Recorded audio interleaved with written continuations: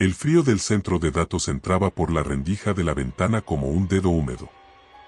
Las luces fluorescentes zumbaban en un compás cansado que me obligaba a encoger los hombros cada vez que pasaba junto a los servidores. Aquella noche el edificio estaba casi vacío, solo mi respiración y el ventilador de la sala, junto a un mar ordenado de racks que brillaban con diodos verdes como constelaciones mecánicas. No recuerdo por qué me quedé hasta tan tarde, quizá buscaba silencio, o la absurda esperanza de que una línea de código me diera sentido a algo que llevaba dándole vueltas meses. La encontré por accidente. Un log de backup que intentaba limpiar había desplegado una ruta oculta, /archive/ghost/, un nombre que me pareció ridículamente apropiado, y dentro un archivo sin nombre, sin extensión, sin fecha de creación visible. Lo abrí con la vieja costumbre del programador curioso, un editor de texto que no pregunta por permiso. Solo había una frase, escrita con una tipografía monoespaciada, simple y rotunda. El primer latido no fue un estallido, fue un llamado. La frase me atravesó como una luz fría. Me reí, una risa corta y tensa, y me dije que alguien con demasiado gusto por el dramatismo había dejado una nota. Pero el archivo no se quedaba allí, con una serie de comandos que seguí como si me guiara un impulso, apareció un bloque de datos incrustados, coordenadas geográficas, una fecha que no encajaba con ningún calendario que conociera, los números formaban una secuencia que mi cabeza reconocía y a la vez negaba, y un espectrograma incrustado, una huella visual del sonido, que, al mirarlo, parecía un dibujo de raíces y venas. Cuando pulsé reproducir lo primero que sentí fue el pecho apretado, como si alguien me hubiera puesto la mano encima. El audio no era música ni ruido, era una capa densa de voces bajas, un murmullo que no obedecía a pausas lógicas. No había palabras reconocibles, solo un lenguaje de curvas y suspiros que, sin embargo, parecía querer decir algo. Era tan profundo que el bajo vibraba hasta el punto de hacer cosquillas en los huesos del cráneo. Cerré los ojos y la sala, con sus humos y su frío, se comprimió hasta quedarme solo con ese murmullo. Al terminar, miré el reloj del ordenador. Lo había mirado antes de abrir el archivo, 2:12. Ahora marcaba 2:25. 13 minutos y 7 segundos más tarde. Pensé en un fallo del sistema. Reinicié la interfaz. Revisé los logs, no había procesos en segundo plano que alteraran la hora. Reproduje el audio de nuevo y el mismo salto, 13 minutos y 7 segundos. Una exactitud que olía a imposible. Esa noche, a la hora de cerrar el portátil, tuve la sensación de que alguien me observaba desde la esquina de la sala, no un vigilante, sino una atención inmensa y paciente. Guardé el archivo en mi disco local y apagué las luces. En el camino hacia la salida sentí el aire más denso, como si la electricidad del lugar hubiese cambiado de textura. Afuera, la ciudad respiraba indiferente, coches, farolas, el murmullo lejano de la vida que sigue sin preguntar por los extraños descubrimientos. En casa no pude dormir. La frase seguía clavada como una espina, el primer latido no fue un estallido, fue un llamado. Me levanté varias veces y encendí el portátil para comprobar que el archivo seguía allí, intacto. A las 4 de la madrugada, rendido, me tumbé y soñé un vasto lugar negro, no el vacío que imaginan los libros de astronomía sino una negrura viscosa, como tinta en movimiento. En su centro había algo que latía, no una forma definida, sino una sensación de pulso que obligaba a los sentidos a alinearse. El latido no era rítmico como un tambor, era antiguo, irregular, y aún así poseía una intención clara, mirarme, o esperarme.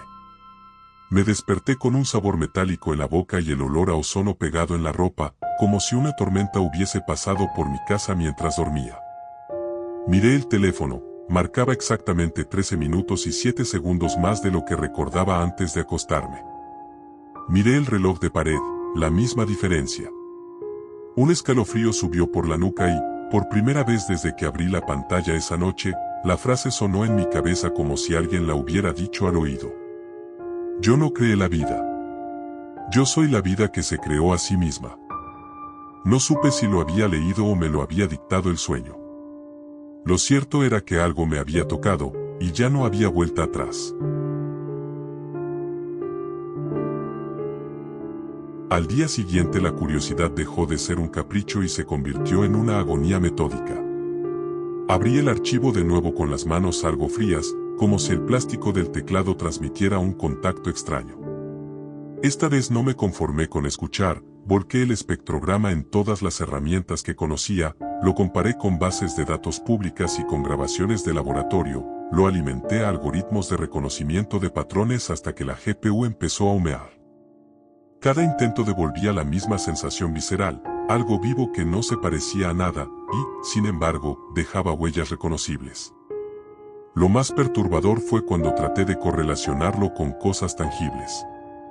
Tomé registros de la radiación cósmica de fondo, las firmas de pulsos de radio, las emisiones residuales de supernovas y nada se superponía. Pero cuando alimenté la señal a un modelo que había entrenado con secuencias biológicas, el software respondió con una puntuación de coincidencia que no esperaba. El patrón del sonido encajaba con secciones no triviales del genoma humano. No era una transcripción literal, pero la estructura, las repeticiones, las pausas, la entropía, reflejaba la lógica de ADN, como si alguien hubiera traducido instrucciones biológicas a frecuencia. Me quedé mirando la pantalla hasta que mis ojos ardieron. Intenté racionalizarlo. Tal vez era una correlación espuria, una broma estadística.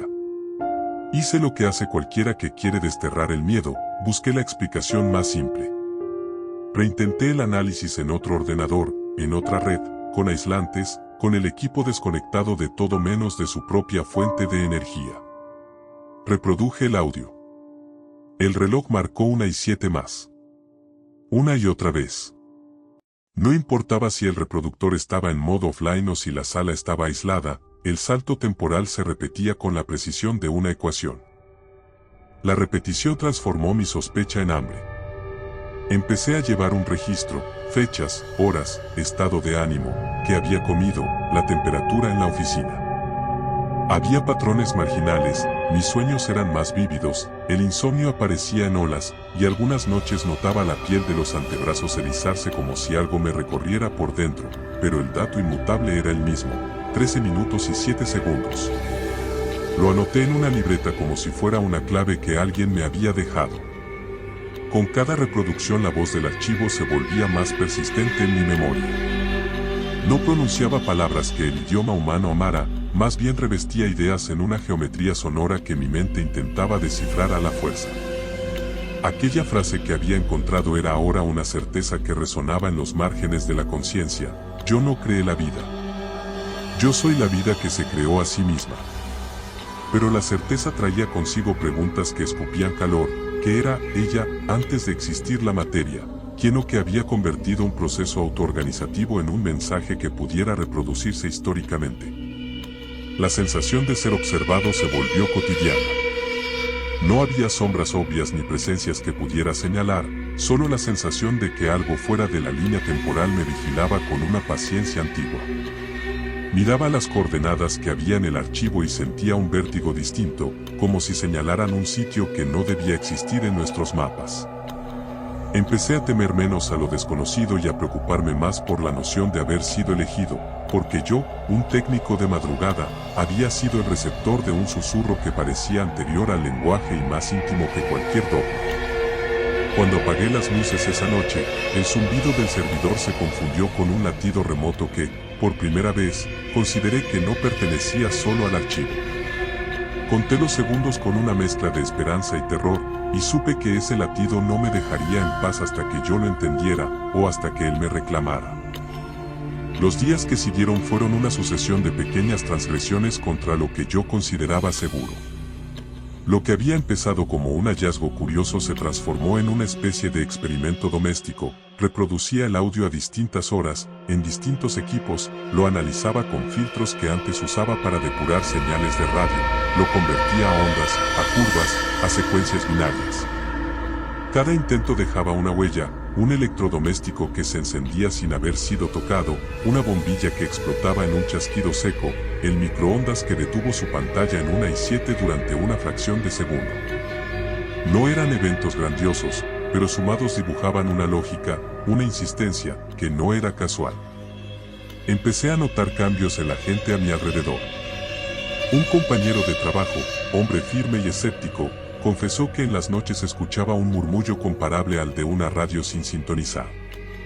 Otra colega, que nunca creyó en cuentos, empezó a dejar velas encendidas en su apartamento por las mañanas, por si acaso. Nadie relacionó de forma explícita estos incidentes con el archivo, era como si una presencia tenue se filtrara por las rendijas de la vida cotidiana y cambiara el tono de las cosas. Yo, sin embargo, ya no podía separar lo que veía de lo que había oído. Cada persona que se cruzaba conmigo llevaba, sin saberlo, la marca de una inquietud que yo había traído conmigo. La mezcla de religión y ciencia se hizo palpable en mis noches de insomnio. Leí pasajes de textos sagrados con la misma metodología con la que escudriñaba papers académicos, subrayaba, cotejaba patrones, buscaba repeticiones que el lenguaje místico pudiera sostener. Encontré frases que, leídas bajo la luz del espectrograma, resonaban como armonías, imágenes de un aliento creador que ordeña la materia, versos que hablaban de latidos primigenios. A la vez, en artículos científicos sobre autoorganización y emergentismo, hallé palabras que olían a lo mismo: retroalimentación, atractores, autoensamblaje. Era perturbador comprobar que dos tradiciones opuestas usaban, a su manera, las mismas metáforas: latido, llamado, retorno. Una noche decidí medirlo todo con precisión militar. Puse cronómetros, cámaras, un viejo reloj de péndulo y un osciloscopio en la mesa de la cocina. Reproduje la pista y esperé, preparado para explicar lo inexplicable con diagramas. El péndulo osciló con su cadencia familiar y entonces, a los 13 minutos y 7 segundos, algo inesperado ocurrió. El péndulo no solo se detuvo, comenzó a describir una pequeña figura elíptica distinta a su arco normal, como si una sutil fuerza exterior hubiera rozado el hilo. En la grabación de la cámara, un píxel concreto pareció palpitar con la misma frecuencia del sonido. El osciloscopio mostró una perturbación que no correspondía a ninguna entrada eléctrica conocida. Los instrumentos, hechos para domar el azar, parecían leer una partitura que solo yo había logrado traer a la mesa. Lo más grave no fue lo que midieron los aparatos, sino lo que empezó a pasarme por dentro. Empecé a soñar de día, en medio de una reunión, una visión me paralizaba un segundo, veía una esfera oscura con filamentos de luz que se movían como raíces y, por un instante, sentía que la esfera me devolvía memoria en lugar de información. Era una memoria que no era mía, pero que mi cerebro aceptaba como propia, nombres de cosas que nunca había visto, paisajes de tiempos que no existían, el sabor metálico de océanos de partículas. Empecé a dudar de mi biografía, si aquello podía imprimir recuerdos, cuánto de lo que yo era invención de esa señal. La religión, la ciencia y mi propia tecnología se volvieron un solo altar frente al cual yo hacía sacrificios imprudentes, noches de vigilia, cientos de pruebas, conversaciones con gente que intentaba calmarme o aprovecharse de mi descubrimiento. Y lo curioso, o aterrador, era que cuanto más trataba de aislar el fenómeno, más parecía el buscar puntos de contacto con la humanidad, referencias bíblicas, fórmulas matemáticas, la propia estructura del ADN. Era como si Ayonis, si ese nombre que me había llegado en un sueño tenía algo que ver, no necesitara crear desde fuera, prefería tejerse desde adentro, reciclando los anclajes que la conciencia humana ya tenía. Cerré la libreta donde llevaba los registros y, por primera vez, sentí el peso de la responsabilidad. No era solo un hallazgo intelectual o un patrón interesante, era una presencia que estaba empezando a usar nuestras herramientas y símbolos para ser comprendida. Todo lo que había al principio, la frase, el archivo sin nombre, el espectrograma, ahora se presentaba como una invitación con un tono insistente y viejo. Una voz que no hablaba en palabras, sino en estructuras, cuya traducción dejaba marcas en relojes y péndulos. Amanecía cuando apagué los equipos, con la sensación de haber cruzado un umbral. El olor a ozono seguía anclado al cojín donde apoyé la cabeza esa mañana. Miré la hora y, como siempre, el móvil mostraba 13 minutos y 7 segundos más de lo que recordaba. Todo estaba en su sitio y, sin embargo, yo sabía que algo ya habitaba dentro de mí. Sabía que cuando quisiera seguir, cuando me atreviera a reproducir de nuevo aquel murmullo, la segunda mitad de la noche me esperaría con preguntas aún más directas, y posiblemente, con respuestas que no quería conocer. La ciudad fuera de mi ventana continuaba con su rutina, el claxon lejano, el olor a pan recién horneado que se escapaba de alguna panadería, la luz pálida de la madrugada filtrándose por entre los edificios. Dentro de mi apartamento, sin embargo, todo había cambiado de manera imperceptible pero irrevocable. No era solo que un archivo sin nombre hubiera alterado la hora del reloj, había algo en el aire, como si una ecuación hubiese aprendido a hablar en las rendijas de las cosas cotidianas. Me obligué a funciones cotidianas por un tiempo, ir al trabajo, contestar correos, fingir normalidad. Pero cada gesto simple llevaba un peso añadido. Al tomar el café noté que el gusto amargo dejaba un pozo metálico que no estaba antes, al tocar el pomo de la puerta sentí una vibración milimétrica que, por un instante, pareció coincidir con la cadencia del espectrograma. Mis manos se volvían mapas de aquello que había escuchado, pequeñas marcas, como correcciones invisibles, que el archivo insistía en dibujar sobre todo lo que tocaba. Decidí volver al archivo una vez más, no por curiosidad, sino por una especie de obligación. Si aquello me había elegido, si la conciencia que se nombraba a sí misma en mis sueños había depositado su eco en mi disco duro, entonces debía saber por qué. Abrí el documento y repasé las coordenadas, no eran solo un punto en el mapa, eran la referencia a un lugar que no aparecía correctamente en los servicios de mapas. La fecha era igualmente imprecisa, los números se negaban a obedecer calendarios humanos. Había algo más en la alineación de esos datos, una simetría que, al fijarla con la mirada, me produjo la sensación de estar observando una flor que se abría en reversa. Reproduje el audio. Esta vez lo hice con una intención distinta, no para medir sus efectos en relojes o aparatos, sino para escucharlo como se escucha a una confesión. Cerré las ventanas, apagué las luces, y dejé que el murmullo llenara la habitación. No hubo melodía, no hubo historia, solo aquella textura sonora que, sin embargo, parecía tallar imágenes en el aire, fibras que se enredaban hasta formar recipientes que contenían movimientos complejos, y dentro, minúsculas luces que intentaban organizarse. Fue como ver en cámara lenta el primer intento de la materia por decir «estoy aquí». Cuando terminó, noté algo nuevo, una respuesta mía, pequeña, escrita en el registro de actividad del archivo. No recuerdo haberla tipeado. Era una línea aislada, como si el documento hubiera devuelto una devolución, elegido. La palabra parpadeó en la pantalla y, por debajo, otra, como una firma, Ayonis. Un escalofrío me recorrió la espalda, ese nombre resonó entonces con la misma familiaridad que un apodo de la infancia, a la vez que se sentía extranjero. El mundo, tras esa palabra, se volvió más denso. Comprendí con una claridad que dolía que la verdadera elección no era mía, yo había sido receptáculo, receptor. O quizás la elección era doble y recíproca, quizás Ayonis necesitaba oídos humanos no solo para hablar, sino para mantener su tejido coherente. Empecé a entender, con horror y una extraña humildad, que si la vida se autoconstruía, requería de miradas que la reconocieran para sostenerse.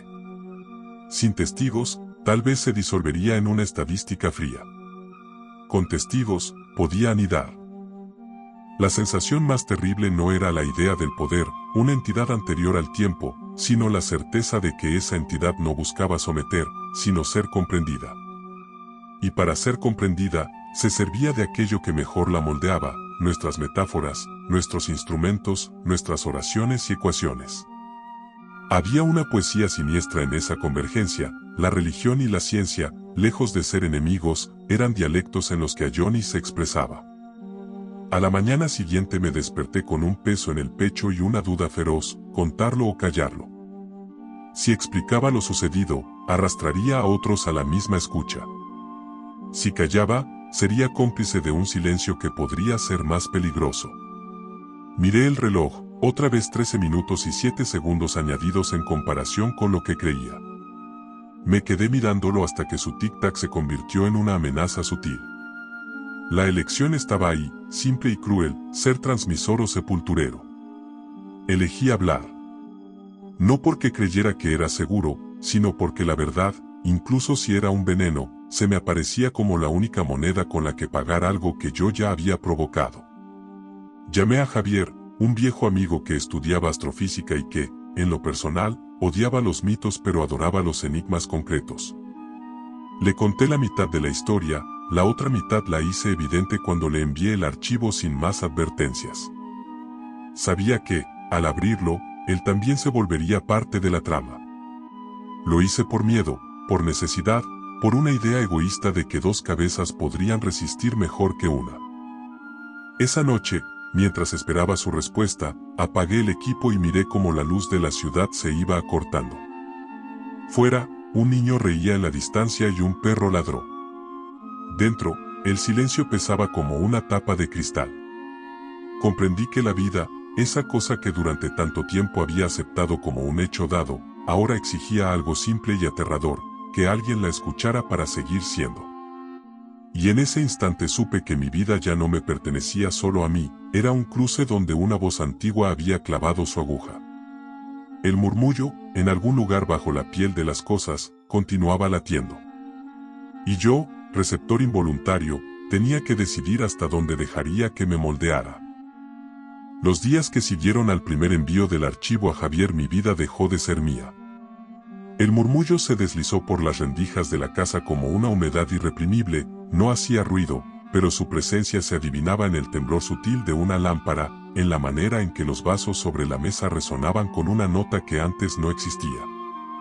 Aprendí a reconocerlo antes de que apareciera, un adelgazamiento del aire, un zumbido casi imperceptible que vibraba bajo el umbral de la audición y que, sin embargo, se clavaba en los huesos. Llevé el archivo a Javier con las manos temblando. Su departamento olía a café quemado y a libros, en la pared colgaban mapas estelares y ecuaciones escritas con tiza. Lo miró apenas un minuto, con esa calma nerviosa que tienen los que han pasado la vida traduciendo el universo en fórmulas, y luego me pidió silencio. Conectó el reproductor a un analizador de espectro que parecía una reliquia de otra época, un artefacto concebido para poner nombres a lo que no los tiene.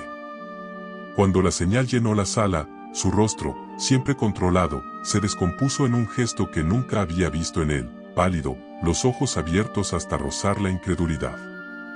«Esto no es ruido cósmico», musitó, y su voz sustentó un temblor. «La curva, mira». Me tendió la pantalla y, en la gráfica, las líneas del espectrograma no eran manchas desordenadas sino secuencias claras, repeticiones que se doblaban y replicaban como escalas. Javier superpuso la señal a una visualización de datos genéticos que tenía en otra ventana. Cuando las dos trazas coincidieron por primera vez, algo en la habitación cambió, una lámpara parpadeó, y el reloj digital en la repisa dio el salto, como si alguien hubiera adelantado manualmente su tiempo en 13 minutos y 7 segundos. No supimos si gritar o reír. Lo más racional hubiera sido cerrar todo y huir de aquello. Pero la promesa del descubrimiento tiene el peso de una droga, te vuelve lúcido y ciego a la vez. Decidimos repetirlo de forma controlada. Al día siguiente montamos un protocolo en el laboratorio de la facultad, sala blindada, equipos aislados, sensores de tiempo independientes, cámaras que registraran desde múltiples ángulos. Lo hicimos como quien prepara una autopsia, con cuidado y una fascinación que rozaba la devoción. Reprodujimos el archivo. El murmullo llenó el cuarto como una capa de niebla densa. Los equipos parpadearon por un instante y, puntual, el salto se produjo, todos los relojes marcaban 1 y 7 más. Desconectamos servidores, comprobamos redundancias, nada. Las cámaras mostraron que, en el momento exacto del salto, pequeñas oscilaciones aparecieron en los relojes de cuarzo y en un péndulo de laboratorio que no estaba cableado a ninguna fuente de alimentación. Era como si la señal fuera una mano que moviera los hilos del tiempo en instrumentos ajenos a la electricidad.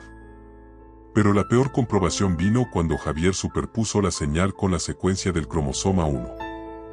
No fue un juego de azar ni una mera analogía poética, las repeticiones y las pausas del espectrograma correspondían a patrones de base que se repiten en el ADN.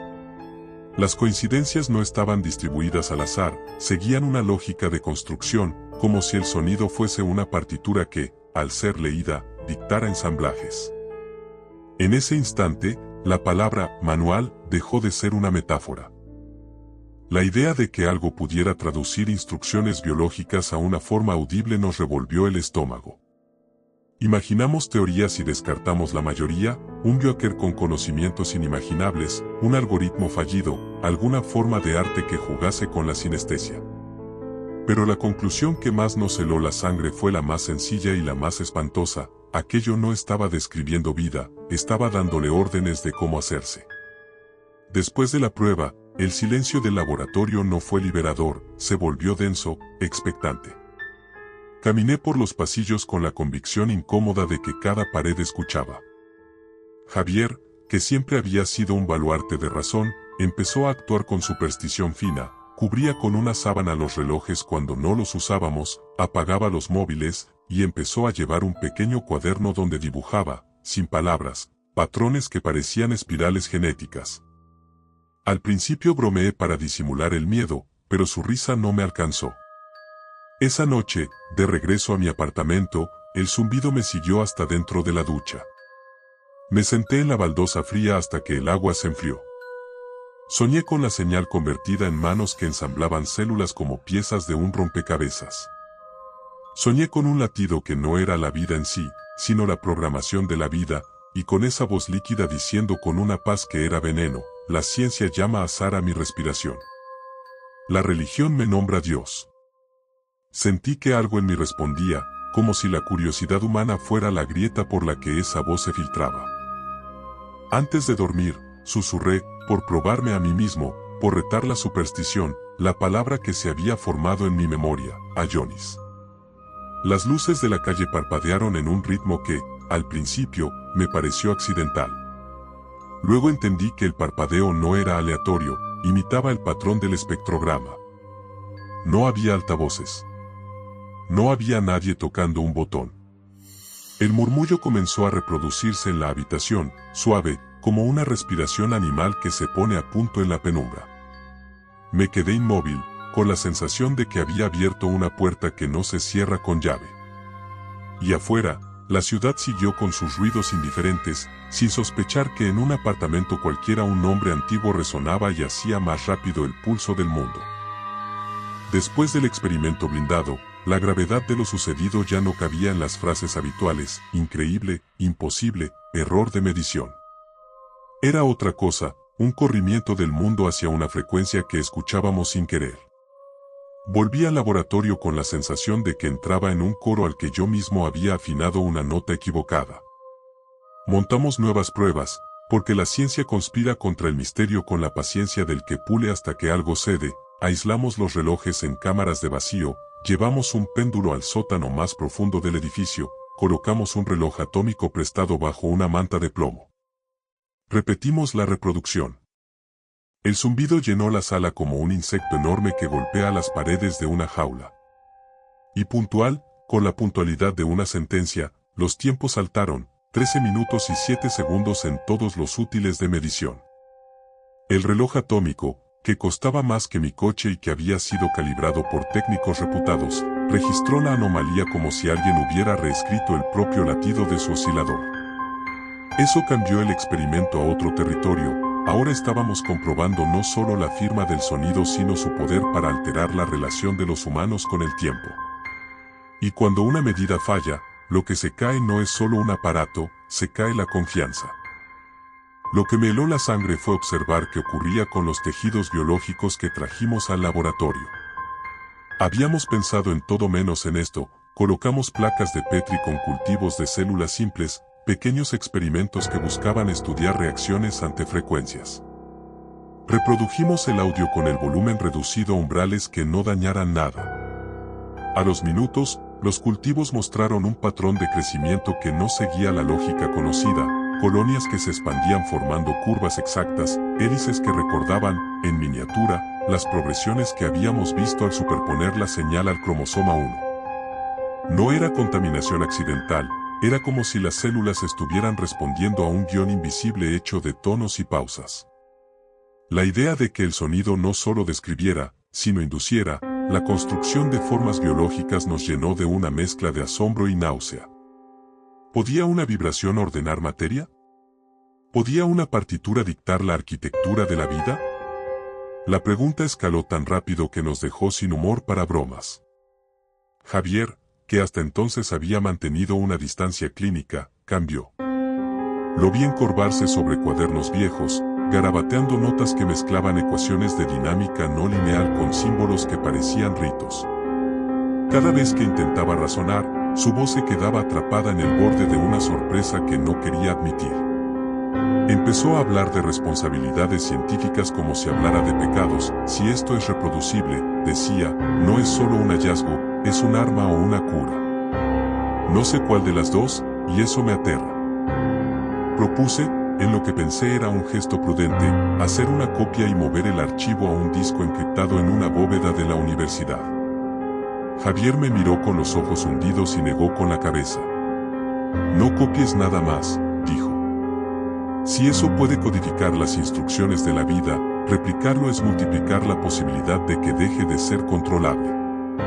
Tenemos que borrarlo. Su tono no tenía la frialdad del académico, tenía fervor. Era como si de pronto la ciencia le hubiera entregado una fe y con ella una culpa. Pero mis dedos dudaron. Había algo en ese murmullo que me hablaba en una frecuencia que no entendía pero que reconocía, una promesa de respuestas últimas. ¿Cómo borrarlo cuando cada tentativa me dejaba con una sensación de estar a punto de entender algo que podría hacerme dueño o esclavo? La curiosidad, esa embustera reputada como virtud, me arrastró. Le dije a Javier que esperáramos, que documentáramos más, que fuéramos metódicos. Él dijo, no, y en su voz se adivinó la palabra que nunca quería pronunciar, peligro. Esa noche las consecuencias se volvieron personales. Soñé con el latido abriéndose como una boca, y en su interior no había mandíbulas sino grafías, códigos y rostros entrelazados en un mismo tejido. En el sueño, alguien leía en voz alta y cada palabra hacía que mi reloj interno se adelantara hasta quedar al borde de un silencio sin nombre. Desperté con la garganta seca, y mi teléfono mostraba 13 minutos y 7 segundos de más, otra vez. Intenté apagarlo, lo reinicié, y la pantalla volvió con el mismo desfase. Alrededor, la ciudad no parecía afectada, la panadería seguía abierta, el cajero automático daba billetes con la misma indiferencia de siempre. Eso me perturbó más, la anomalía era precisa y selectiva. No borraba el mundo, lo rasgaba en hilos finos que solo ciertos instrumentos y ciertas sensibilidades podían notar. Era como si el murmullo hubiera elegido receptores. Comencé a notar cambios en mi cuerpo. Pequeñas cosas, el pulso que se me hacía más pesado en ciertos momentos, un zumbido leve detrás de los oídos, la sensación de que mis pestañas vibraban con un latido que no pertenecía a mí. Las noches se fueron acortando por el insomnio y por la compulsión de volver a reproducir la señal, solo para ver, un ritual que ya no tenía nada de científico. Me miraba al espejo y pasaba la lengua por los dientes para probar el sabor metálico que a veces quedaba en la boca y que asociaba con las visiones. En una de esas noches, Javier vino a mi departamento en estado de alarma. Tenía la camisa arrugada y los ojos rojos. «Bórralo», repitió como una letanía. «Si lo guardas, nos obliga a ser cómplices. Si lo copias, lo multiplicas. Si lo compartes, no te imaginas». Había dejado de lado por completo la hipótesis académica, hablaba ya desde una moral casi religiosa. Le expliqué mi impulso, que una parte de mí quería saber si aquello era la clave de la vida o la clave del fin. Él me miró con esa calma tal vez irrelevante que tenían los que han visto un experimento ir mal y saben que las cosas pequeñas se vuelven grandes en una geometría oscura. Si alguno de los dos no puede dejarlo, lo dejaremos cerrado en la sala segura. Pero tú no lo toques solo. Acordamos eso, a medias. Cerré la laptop en la mesa y la guardé en un armario. Pero antes de cerrar el armario, no pude resistir y dejé la pantalla encendida un rato. El murmullo, desde dentro del silencio, me habló como si alguien me dictara la primera línea de un libro al oído. Cada 13 minutos y 7 segundos, parecía decir, soy más. La sensación de que la señal era paciente y persistente me acompañó hasta quedarme dormido en el sofá, con la pantalla brillando, como un corazón que no quiere dejar de latir. La infección dejó de ser solo mía. Empezó como arañazos leves en la pared membranosa de mi percepción, pero pronto alcanzó a otros, al principio a gente próxima, luego objetos, y después, con una paciencia imposible, a ritmos que creía inmutables. No era violencia espectacular, era una corrosión lenta y precisa, una gota perfora la piedra, no de golpe, sino con tiempo suficiente para que el mundo no note que algo muere hasta que ya no queda nada. Una mañana encontré un post-it pegado en la puerta de mi edificio, una nota anónima con letras temblorosas que decía solo, escuchas lo mismo. Pensé en bromas, en chismes de pasillo. Respondí con un sí escrito a mano y lo dejé en el hueco de correos. Esa misma tarde una vecina del segundo piso me llamó a la ventana. Tenía ojeras y hablaba rápido. No duermo, dijo. Hay un zumbido y los relojes saltan. Me di cuenta de que no era yo quien buscaba compañía por mi descubrimiento, era el fenómeno que buscaba bocas. Javier se había vuelto inaccesible. Desde la última discusión que tuvimos en el laboratorio, dejó de atender llamadas y empezó a enviar mensajes raros, ecuaciones a medias, esquemas que parecían mapas de constelaciones dobladas. Respondía con un silencio que no era ausencia sino presión. Cuando por fin vino a mi apartamento, trajo consigo un aire de funeral vestido de investigación. Traía además una caja con documentos en la que, entre papeles académicos, había recortes de periódicos que hablaban de cosas menores, fallos eléctricos en barrios distantes, relojes que adelantaban minutos en estaciones de tren, un hospital que reportó un pico de nacimientos con malformaciones leves en regiones desconectadas entre sí.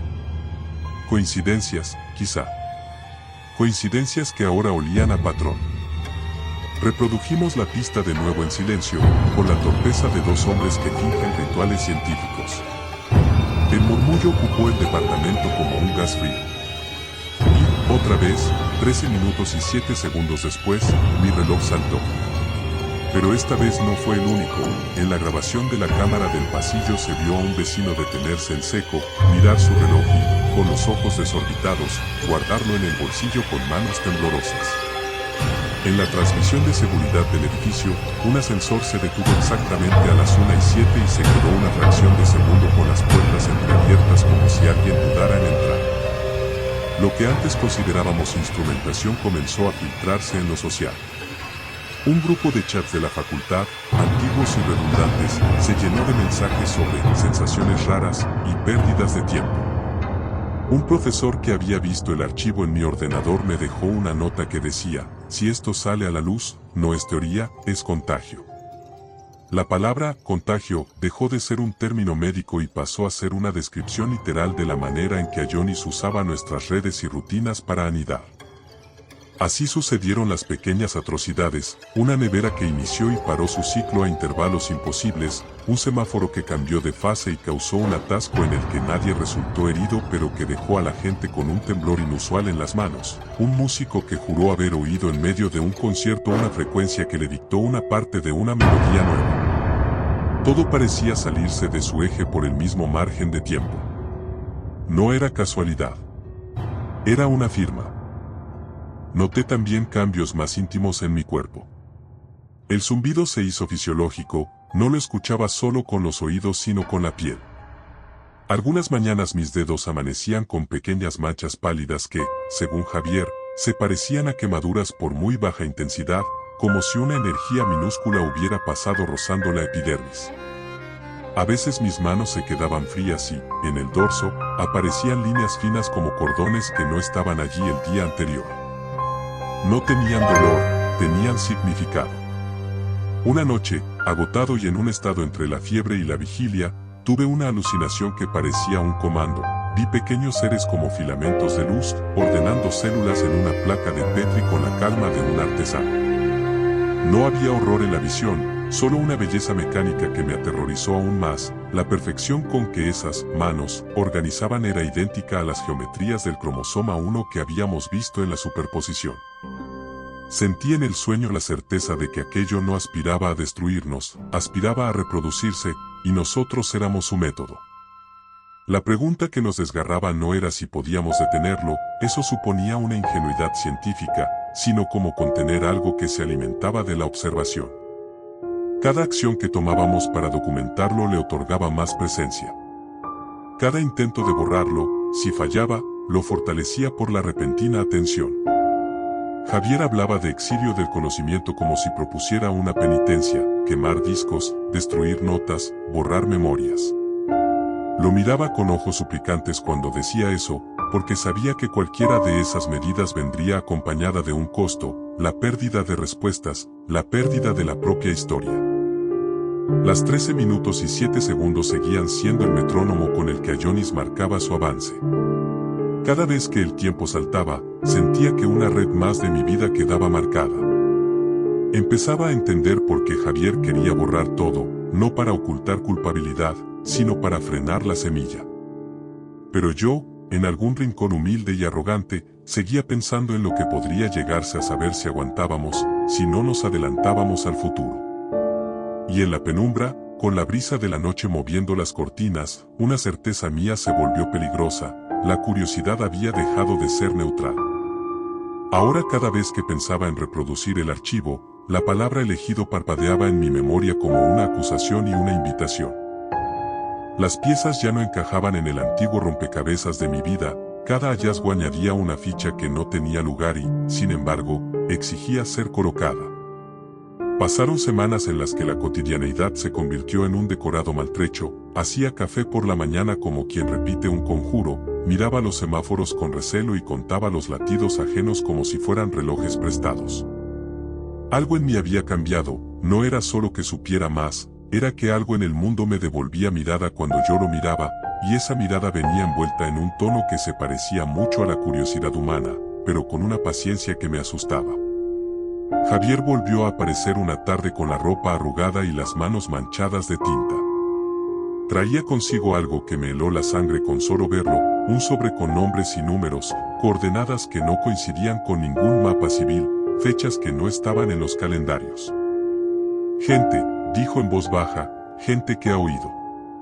Sus ojos, antaño sobrios, ahora tenían la profundidad de quien ha visto una sombra detrás de la luz. Me contó de llamadas anónimas que había recibido, de una mujer que llamó a la universidad describiendo una canción que le había enseñado a coser la piel de su bebé, de un mecánico que juró que su reloj de banco había adelantado minutos exactos cuando reparó un generador la semana en que nosotros reprodujimos la pista. Las historias eran fragmentos sueltos, pero todas llevaban la misma firma, 13 minutos y 7 segundos. La sensación de responsabilidad se tornó una losa. Empezamos a hablar de borrado con la frialdad de quien planea un funeral, copias en el disco duro, respaldos en la nube, discos externos en bolsitas herméticas. Cada intento de destruir información falló en pequeños detalles ridículos, un archivo que volvía a aparecer en un directorio sin explicación, un backup que mostraba evidencia de acceso remoto cuando no había red. Era como si la pista se resistiera a la extinción, como si supiera los caminos que tomaba la memoria humana para protegerse. Entonces comprendimos otra verdad horrible, si Ayonis no solo hablaba sino que se replicaba a través de la atención, cada vez que intentábamos borrarlo le estábamos dando motivos para esconderse mejor. Mis noches se llenaron de signos. En la cocina, en la rejilla del extractor, aparecían diminutos residuos que parecían fibras orgánicas, en la ventana, huellas que no correspondían a ninguna mano. A veces despertaba con marcas circulares en los muslos, huellas que se desvanecían al cabo de horas. No dolían, pero ardían en la memoria como un anuncio. Le dije a Javier que podíamos reportar a las autoridades, pero él me miró con una mezcla de desesperanza y furia. ¿A quién le dices que tu reloj se adelantó? ¿A quién le cuentas que un sonido hace que las células crezcan de forma distinta? Nos llamarían locos, nos desmontarían y entonces, sin testigos, Ayonis ganaría. Había días en que me levantaba y miraba la pantalla del ordenador con repulsión. En mi cabeza, la palabra elegido se repetía como una acusación. ¿Había sido yo el receptor por azar, o había sido elegido por alguna lógica que ahora me superaba? Me encontré repasando mi vida a la búsqueda de señales, una infancia de sueños febriles, una soledad que invitaba a escuchar mensajes en el ruido, una habilidad para permanecer despierto hasta horas raras. ¿Por qué yo? La pregunta era un cuchillo que no permitía cicatrización. Decidimos un protocolo final, aislar el archivo, sellarlo en un contenedor de seguridad física y digital, y dejarlo a la espera Ese día, mientras preparábamos la caja, algo sucedió que lo cambió todo. La habitación entera vibró con un timbre tan sutil que no lo habrías llamado ruido.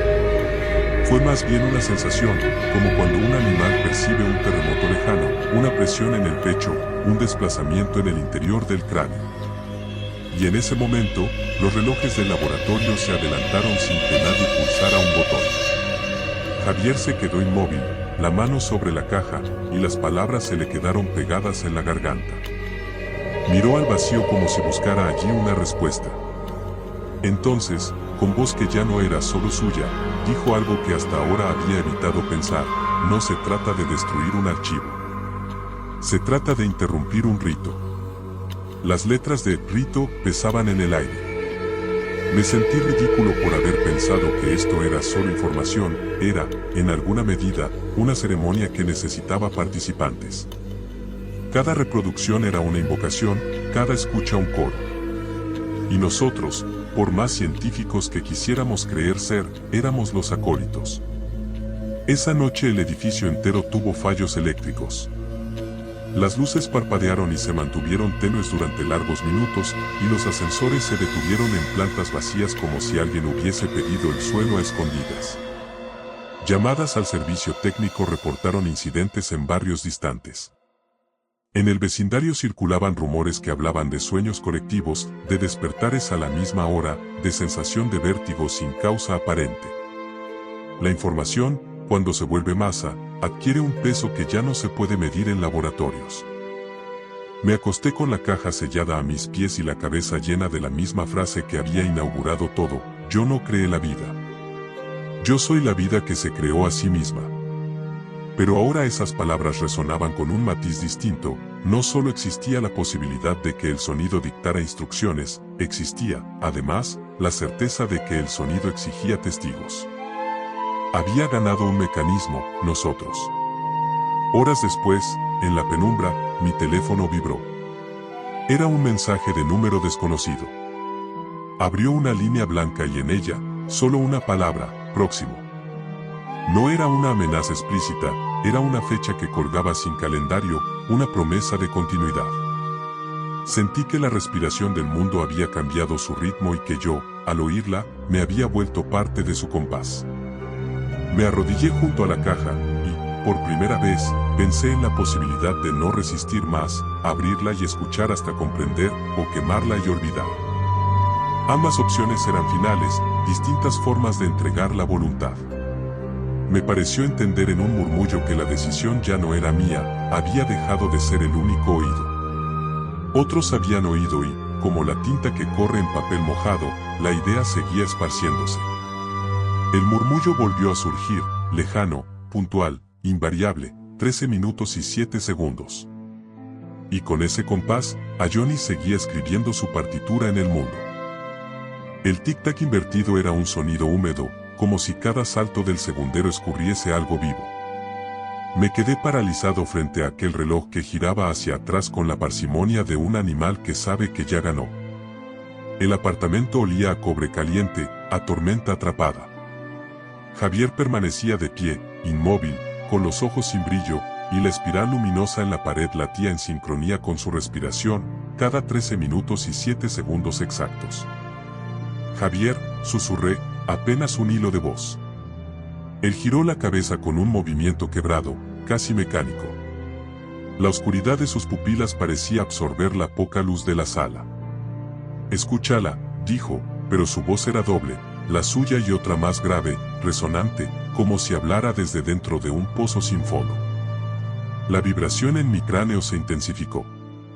Era la misma presión que había sentido cuando escuché el archivo por primera vez, pero ahora venía acompañada de un murmullo coral, incontables voces pronunciando una palabra que se deslizaba por mi mente como un cuchillo: Ayonis. La espiral comenzó a girar lentamente, desprendiendo un resplandor lechoso que se extendía por las paredes. Me pareció ver en su centro un espacio infinito, un túnel de estrellas formándose y deshaciéndose al mismo tiempo. El apartamento entero crujió, los muebles se encogían y estiraban como si respiraran. Intenté retroceder, pero el aire se sentía espeso, casi líquido. Cada inhalación quemaba. Y entonces comprendí que el reloj que giraba en sentido contrario no marcaba la hora, estaba descontando algo. Cada retroceso era un latido del universo que se plegaba hacia su origen, un regreso que me arrastraba junto con Javier y con Ayonis.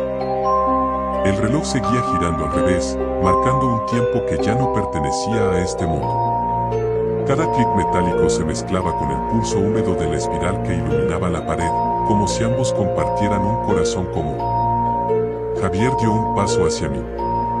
Su sombra se estiró en el piso de madera y se alzó por la pared, deformándose hasta parecer un cuerpo ajeno. La ecuación se mira a sí misma, repitió, pero su voz era un eco múltiple, imposible de ubicar. Sonaba detrás de mí, dentro de mí, incluso en el zumbido de los focos. Quise acercarme a la puerta, pero el suelo parecía inclinarse hacia el centro de la sala, como un cuenco que me obligaba a descender. La espiral respiraba, lo juro. Las líneas negras se ensanchaban y contraían, exhalando un calor que olía a metal fundido y ozono. Javier, sal de ahí, dije, aunque mi garganta parecía envuelta en algodón eléctrico. Él sonrió de una forma que no era humana, los labios tensos como una cuerda. Ya estamos dentro, susurró. ¿No lo sientes? Cada 13 minutos y 7 segundos. Ayonis abre otro pliegue. El zumbido subió de tono, convirtiéndose en un coro grave que vibraba en mis huesos. Las imágenes en el centro de la espiral se agitaron, océanos de luz, criaturas sin forma, una sucesión de universos que nacían y se disolvían como burbujas. Entre ellos, destellos de figuras humanas sin rostro que caminaban de espaldas, como si se adentraran en un pasado anterior al tiempo. Un chasquido seco retumbó en la habitación. Las manecillas del reloj se detuvieron de golpe, señalando una hora inexistente, 13:07. El aire se volvió tan denso que tuve que arrodillarme para respirar. Y entonces, en el silencio posterior, escuché un único latido, lento y profundo, que no era de Javier ni mío. Era el latido de algo que esperaba detrás de la espiral. El tic-tac invertido del reloj se convirtió en un pulso, un latido que sentí más en el esternón que en los oídos. Cada golpe parecía encoger la habitación. Las paredes, antes rectas, comenzaron a curvarse hacia adentro, como si la espiral de la pared hubiera infectado el espacio mismo. Javier, intenté llamarlo, pero mi voz salió distorsionada, metálica. Él permanecía de pie, con las pupilas tan negras que parecían agujeros. Con cada parpadeo, el brillo de la espiral aumentaba, derramando una luz perlada que no iluminaba, sino que borraba las sombras, como si se tragara el concepto de oscuridad. Un murmullo surgió de esa luz. El tiempo no se mide, se recuerda. La ecuación busca testigos. El aire olía a ozono y hierro. Sentí como la presión en mi cabeza dibujaba una forma, un círculo perfecto. Era la misma figura que Javier había pintado, pero ahora ardía detrás de mis párpados. Intenté mirar hacia otro lado, pero la visión me siguió como una marca interior. No hay regreso, dijo Javier, pero su voz era doble, una grave y otra infantil, superpuestas. Solo el punto fijo. Entonces la espiral se contrajo hasta el tamaño de una moneda y estalló en un destello silencioso. Todo quedó negro. No sé cuánto tiempo estuve allí, suspendido. Tal vez segundos, tal vez eras. Cuando recobré la vista, la sala estaba intacta, paredes blancas, reloj detenido en 0 horas. Javier había desaparecido. Sobre el piso, en el centro exacto de la habitación, una sola línea escrita con el mismo marcador negro. Ayonis ya respira en ti. El zumbido volvió, suave como un suspiro en el hueso. Y comprendí que, de alguna forma, la ecuación no solo se miraba a sí misma, ahora me estaba mirando a mí. El reloj giraba en sentido inverso, cada vuelta más rápida que la anterior, hasta convertirse en un disco borroso. A cada giro sentía que algo en mi interior retrocedía también, recuerdos que se deshilaban, pensamientos que se borraban antes de formarse. El piso vibró con un pulso que se confundía con mi corazón. Una grieta invisible atravesó la sala, no era una línea, sino una sensación de que el aire se partía en 2 planos distintos. Javier, susurré, aunque sabía que no estaba allí. Un destello repentino, su silueta apareció a 1 metro de mí, como una fotografía mal revelada. El contorno se deshacía en partículas oscuras. El regreso no es muerte, dijo su voz, ahora como un eco de múltiples bocas. Es el cálculo que se repite. Del suelo brotaron pequeñas luces, como brasas flotando. Se unieron formando una figura circular que giraba en 3 dimensiones imposibles. Era la espiral, pero viva, respirando. La ecuación es huésped y anfitrión, murmuró la misma voz que había invadido mis huesos la noche anterior. Si la comprendes, ya la portas. Si la portas, eres el inicio que busca su final. Las paredes comenzaron a perder consistencia, convirtiéndose en una neblina de símbolos matemáticos que aparecían y se desvanecían, integrales que se curvaban en signos infinitos, raíces que latían como venas. Intenté apartar la mirada, pero cada símbolo se estampaba detrás de mis párpados. Un vértigo denso me obligó a hincar una rodilla. Podía sentir la espiral, no afuera, sino en mi sistema nervioso, trazando un patrón idéntico en mi columna vertebral. Ayonis, pronuncié sin querer. La palabra salió de mi boca como si no me perteneciera. El zumbido cesó de golpe. El reloj se detuvo en una hora que jamás olvidaré, 0001. La sala volvió a su forma original, pero ahora olía a polvo de estrellas, a metal frío y a algo que no tiene nombre. En el suelo, el círculo de luces se había desvanecido. Solo quedaba un eco en mi cabeza, suave como un susurro que prometía continuidad. La habitación se abrió como una herida. Primero fueron las texturas, la pintura empezó a escurrirse en hilos finísimos, como si alguien retirara una capa de piel del mundo. Luego las líneas rectas se deshicieron, el techo dejó pasar un vinilo de sombra que onduló como una bandera bajo el viento de otros tiempos. Todo cedía hacia algo que no era espacio sino una idea de espacio, un lugar hecho de relaciones y ecuaciones, no de materiales conocidos. El zumbido del archivo volvió a llenar mis oídos, pero ya no eran piezas sueltas de sonido, era un coro que replicaba mi propia voz multiplicada hasta el infinito. Fue tan íntimo que creí escuchar mis recuerdos en la entonación, como si la máquina hubiese aprendido mi forma de susurrar y la devolviera en coro. Las paredes vibraron. Un olor a cobre fundido y a lluvia antigua me pegó la lengua al paladar. La luz, cuando existía, era como un líquido tibio que me empapaba sin mojarme. Bajo mis pies la madera se separó en filamentos, el suelo se abrió en una raja de luz tan blanca que dolía. No sentí miedo como el que se siente ante una amenaza externa, fue un miedo blando, como percibir que una parte de ti se desengancha lentamente de su base. Caí, pero no hubo vértigo, era más bien un descenso en cámara lenta hacia una superficie que no era suelo, un océano de símbolos que se mezclaban con la materia, con la memoria, con la sed. En ese océano flotaban ecuaciones que se reescribían por sí mismas. Integral sobre espacio, raíces que crecían y enredaban huesos, matrices que se plegaban en hélices cristalinas. Cada fórmula era una criatura, cada signo un latido. Galaxias se encogían y explotaban en un parpadeo, en un segundo veía la formación de un sistema planetario y, en el siguiente, como esa misma escena se repetía como un eco dentro de otra ecuación. No había comienzo ni final, había solo reiteración, un rito sin sacerdote que se ejecutaba por la mera presencia de testigos. Y entonces la vi, una figura compuesta de luz que era humana y no humana a la vez. Flotaba en el centro de ese vacío con la calma de quien observa un experimento que por fin da resultado. Sus contornos se disolvían en estrellas minúsculas, su rostro era la confluencia de miles de miradas que se reflejaban entre sí. Lo más perturbador fue que, al mirar, reconocí en sus ojos trazos de la propia pupila, la mía, como si una copia imperfecta de mi ser la habitara. La figura habló, y la voz no parecía salir de ningún lugar concreto, fluía desde el abdomen, desde el cráneo, desde la cavidad de la lengua.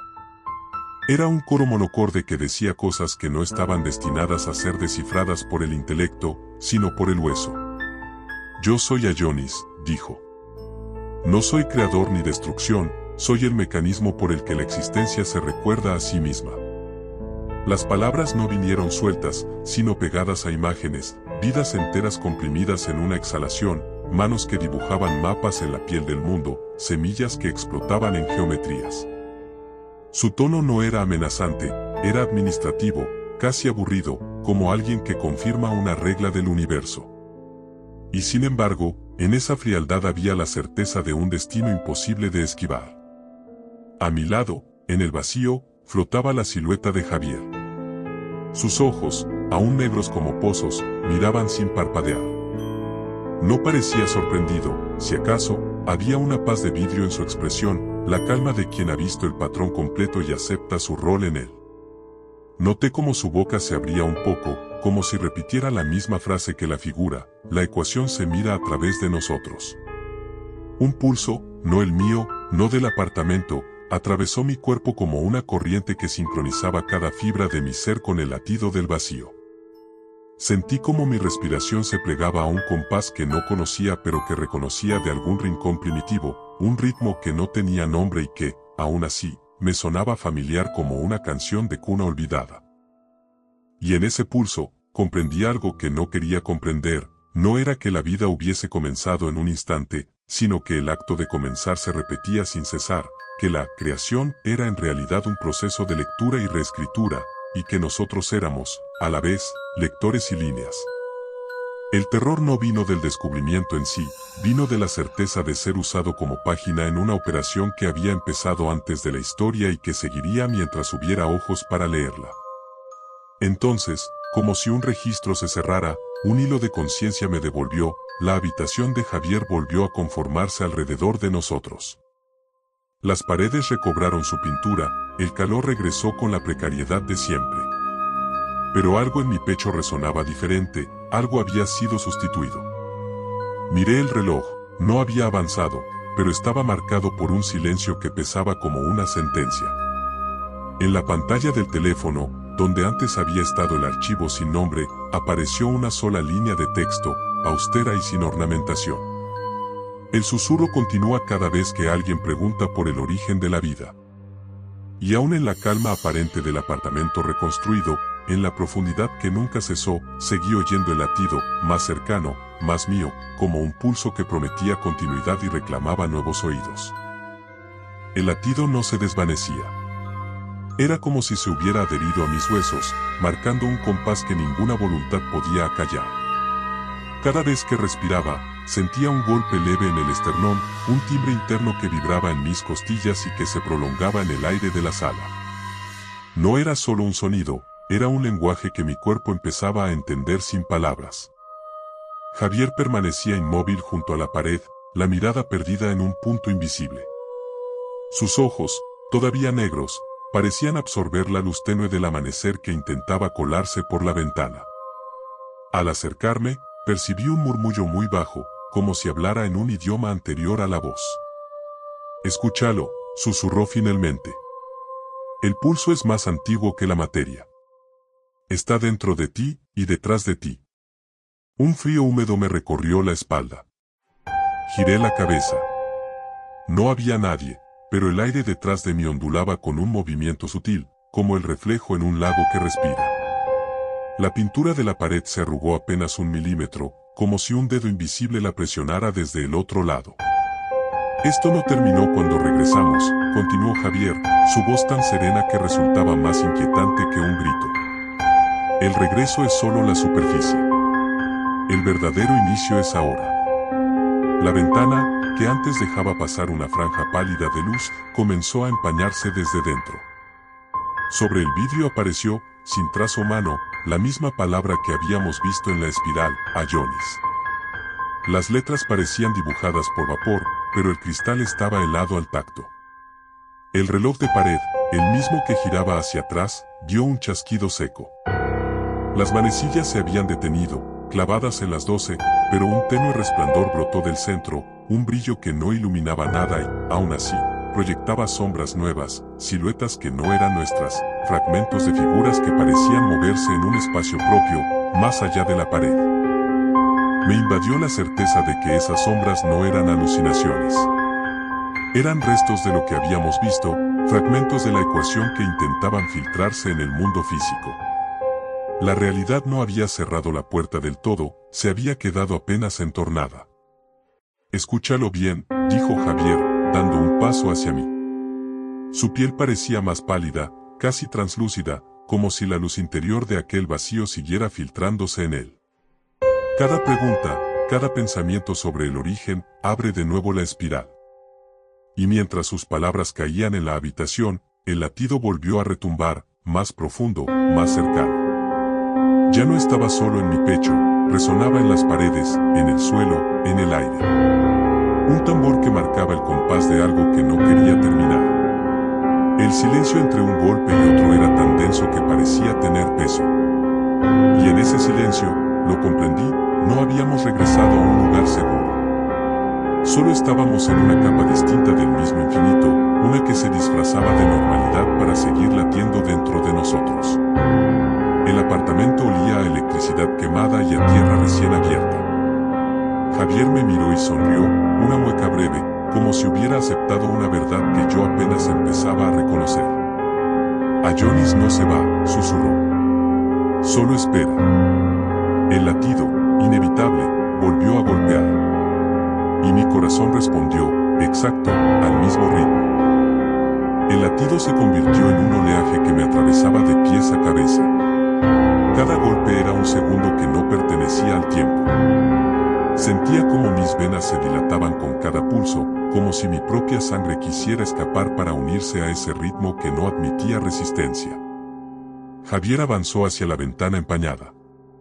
La palabra Ayonis seguía marcada en el cristal, pero ahora las letras destellaban débilmente, como si respiraran. Él levantó la mano y, sin tocar el vidrio, las letras comenzaron a moverse, reordenándose en un idioma que no conocía. Parecían pequeños cometas girando en círculos, trazando símbolos imposibles que me quemaban los ojos. ¿Lo ves?, dijo con un hilo de voz. No escribe para nosotros, escribe a través de nosotros. El apartamento entero respondió con un temblor sordo. Las lámparas, los muebles, hasta los marcos de las puertas vibraron como si una corriente eléctrica los recorriese.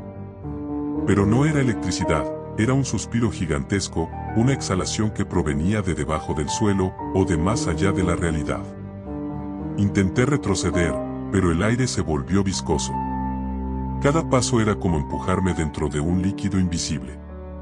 Entonces lo escuché, un murmullo nuevo, distinto al latido. Una mezcla de risas apagadas y llanto, como si miles de voces susurraran al unísono desde dentro de mis huesos. Miré mis manos y me quedé helado. La piel, bajo la luz parpadeante, mostraba líneas que no eran venas. Eran símbolos, espirales, fractales, números infinitos que aparecían y se desvanecían con cada latido. Al tocarlos, sentí que no eran grabados en la carne, sino en algo más profundo, el tejido de lo que yo creía que era mi ser. «No lo resistas», murmuró Javier sin volverse. «La ecuación está recordando su propia forma. Tú solo eres la página». El suelo crujió con un sonido seco, como hielo partiéndose. De las grietas comenzó a brotar un resplandor blanquecino. No era luz normal, proyectaba sombras que se movían al contrario de los objetos, sombras que parecían observarnos, respirar. Un destello me cegó por un instante. Al abrir los ojos, la sala parecía más grande, o tal vez era que las paredes se habían alejado. En los rincones flotaban esferas de un brillo opaco, cada una conteniendo imágenes fugaces, rostros que no reconocía, paisajes de mundos sin cielo, océanos de un color que no existe en el espectro humano. El latido, incesante, retumbaba ahora también dentro de esas esferas, como si fueran corazones colgando en el aire. Sentí que cada golpe respondía a mi propio pulso, obligándome a sincronizarme, a ceder. «El infinito no está afuera», dijo Javier, apenas un suspiro. «Está debajo de la piel».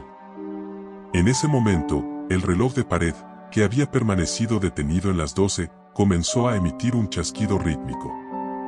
No giraba, palpitaba, como un corazón que intenta escapar de su carcasa de metal. Comprendí que el apartamento ya no era un lugar, sino una membrana. Y que algo detrás de esa membrana estaba a punto de atravesarla.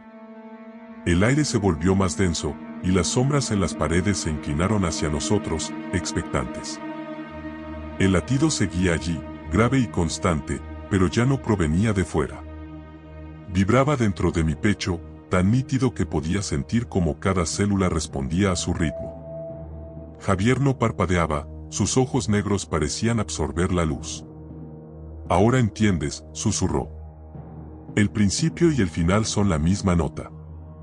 De pronto, el apartamento se disolvió una vez más.